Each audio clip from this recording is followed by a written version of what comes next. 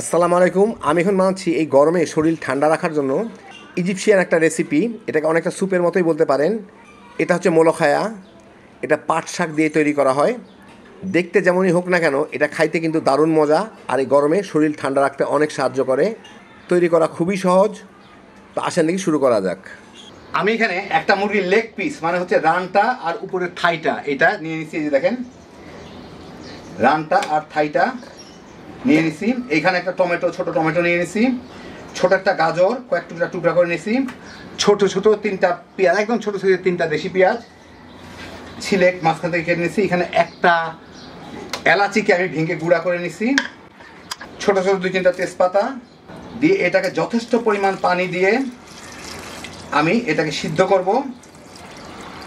চিকেনের স্টকটা করে নিব আর কি, যথেষ্ট পরিমাণে, বেশ প্রায় 2-2.5 লিটারের মতো পানি দিলাম আমি আর কি চিকেন স্টক করতে যা হয়।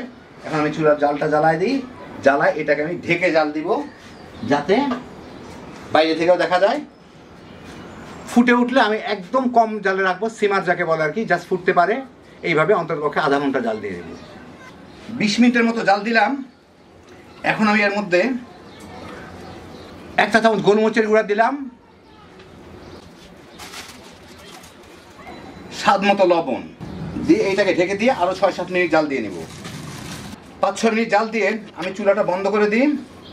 এখন আমি এর থেকে পানিগুলাকে আর মাংসটাকে ছেঁকে নিব। মাংসটা উঠে নিব, পানিগুলাকে ছেঁকে নিব। এই স্টকের পানিটাই আমার দরকার। মাংসটা আমি অন্য যে কোনো কাজে ব্যবহার করে ফেলতে পারবো, চাইলে এই স্যুপের মধ্যেও দিয়ে দেওয়া যায়। তো আমি এই স্টকের পানির ভিতর থেকে সবগুলা মুরগির টুকরি এগুলো উঠাই নিলাম। উঠাই এখানে প্রায় 1 লিটারের মতো পানি হয়েছে আর কি, আছে আর কি। যাই হোক, এর সাথে আমি এখন এইখানে ওখানে ব্যবহার করা ফ্রোজেন পাট শাক, তা আমি আমাদের দেশি পাট শাকগুলা কুচি কুচি করে কেটে নিছি। ওই ফ্রোজেনগুলো এরকম কাটা থাকে, কুচি কুচি করে কাটা।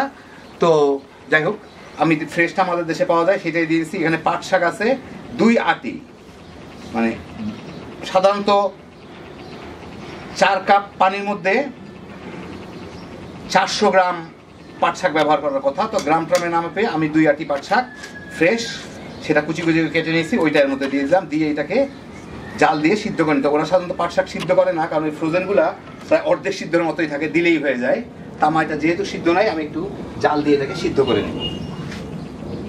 খুব বেশি না, ভালো মতো বলক আসার পরেই আমি চুলাটা বন্ধ করে দিব। এটা কিন্তু খুব বেশি জাল দেওয়ার দরকার নেই, সাধারণত গরমটার মধ্যে দিয়েই এটা বন্ধ করে দেওয়া হয়। তবু আমি এটা একটু জাল দিলাম, কারণ ওরা দেয় ফ্রোজেনটা, আমি দিলাম ফ্রেশটা, সেই জন্য এটা কিন্তু একটু পিছলা পিছলা টাইপের হয়। দেখেন, একটু পিছলা পিছলা টাইপের। যাই হোক, এখন আমি এর উপরে বাগারটা রেডি করব।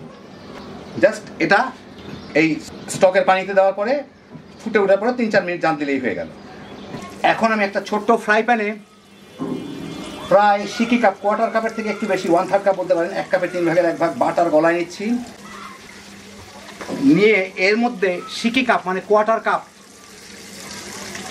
রসুন কুচি কুচি করে কাটা, ওইটাকে দিয়ে আমার ভেজে নিতে হবে। এইটা হচ্ছে উপরে দিতে হবে গার্নিশ হিসাবে কিংবা বাগার হিসাবে, যেটাই বলেন না কেন। এইটা দিয়ে আমি একটু ভেজে নিই। আমি চুলার জালটা এখন একটু কমায় দিচ্ছি, বাটারটা খালি গলানোর জন্য বাড়াই দিচ্ছিলাম। রসুনটাকে একটু বাদামি করে ভেজে নিতে হবে, এই আর কি, মানে বাদামি দাগ লাগে যাতে, সেই পরিমাণ ভেজে নিতে হবে। আর বাটারটা যাতে একটু বাদামি কালার হয়ে পুড়ে যায় আর কি, এইরকম। তো দুইটাই একই সাথে হয়ে যাবে। মাঝারি আছে ভাজলে, কিংবা মাঝারি থেকে একটু নিচে। এই মিনিট 2-3 ভেজে রসুনগুলো আর পাশে একটু বাদামি দাগ লাগা শুরু হয়ে, পাশে সাইড দিয়ে হালকা করে একটু বাদামি দাগ লাগে। যাই হোক, এখন এর মধ্যে আমি 1 চা চামচ ধনিয়ার গুঁড়া দিয়ে দিব। ছোট চামচ দেখে 2 বারে দিলাম। দিয়ে এর সাথে 1 মিনিটের মতো কিংবা তারও কম ভেজে নেব। দেখেন, রসুনগুলো কিন্তু অলরেডি বাদামি দাগ লাগা শুরু হয়ে গেছে। ওইটা আধা মিনিটের মতোই ভাজলাম। আমি চুলাটা বন্ধ করে দিই, কারণ এটা যতটুকু গরম আছে এর মধ্যে বাকিটুকু রসুনের ভাজা হয়ে যাবে, সুন্দর একটা কালারের, যাতে একটা বাগার হয় আর কি। তো এই দেখেন, হয়ে গেল আমার দারুণ মজার গরমের শরীর ঠান্ডা রাখার জন্য মিশরের মোলখায়া। এটা আপনি স্যুপ হিসাবেও খাইতে পারেন, বাটির মধ্যে ঢেলে উপরে একটু বাগারটা দিয়ে দিলেই হয়। অথবা আরেকভাবে খায় এটা, সেটা হচ্ছে প্লেন রাইসের উপরে এইভাবে ঢেলে দিয়ে উপরে বাগারটা দিয়ে দেয়, ভাত সহ একবারে খেয়ে নেয়। এই পাট শাকটা গরমকালে শরীর ঠান্ডা রাখতে সাহায্য করে। যতই স্যুপ হোক না কেন, এটা কিন্তু খাইতে গরমের মধ্যে দারুণ মজা। সিম্পলভাবে তৈরি। আমি যেভাবে দেখালাম, মুরগির স্টকটা বানিয়ে নিতে পারেন, অথবা চিকেন কিউবে ব্যবহার করতে পারেন। আর যেই চিকেনগুলো সিদ্ধ করে স্টক বানাইলাম, সেই চিকেনগুলো ইচ্ছা করলে ছোটো ছোটো টুকরা করে এর মধ্যে আপনারা দিয়ে নিতে পারেন। যারা পাট শাক পছন্দ করেন, তামা তামা করে খেয়ে ফেলাইতে পারবেন। হ্যাপি জোশের একটা আইটেম। আল্লাহ আপনাদের সবাইকে ভালো রাখুন, সুস্থ রাখুন, নিরাপদে রাখুন। ইনশাআল্লাহ বেঁচে থাকলে আবার দেখা হবে। আল্লাহ হাফিজ।